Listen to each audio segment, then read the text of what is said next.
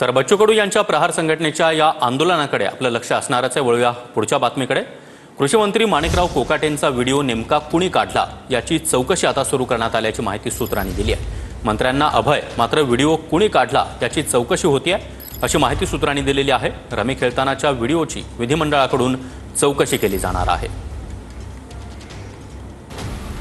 विधान भवनात rummy खेळतानाचा कोकाटेंचा video कुणी काढला याची चौकशी विधिमंडळ सचिवालयाने सुरू केल्याची सूत्रांची माहिती आहे। प्रेक्षक गॅलरीतून कोणी व्हिडिओ काढला का याची तपासणी होईल।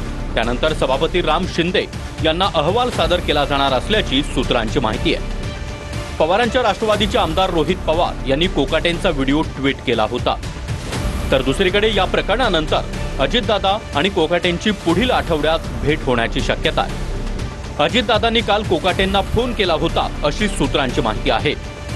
अजितदादांनी माणिकराव कोकाटेंना काम सुरू ठेवण्याच्या सूचना दिल्याची देखील माहिती आहे। माणिकराव कोकाटे गुरुवार शुक्रवार धुळे आणि नंदुरबार जिल्ह्याच्या दौऱ्यावर आहेत। पक्षीय कामकाज आणि विविध कार्यक्रमांना कोकाटे उपस्थित राहणार आहेत। या सगळ्या प्रकरणानंतर कोकाटेंचं कृषी खातं मकरंद पाटलांना देणार असल्याची सूत्रांची माहिती आहे। तर मकरंद पाटलांकडील मदत आणि पुनर्वसन खातं हे कोकाटेंना दिलं जाणार असंही सूत्रांकडून कळतंय।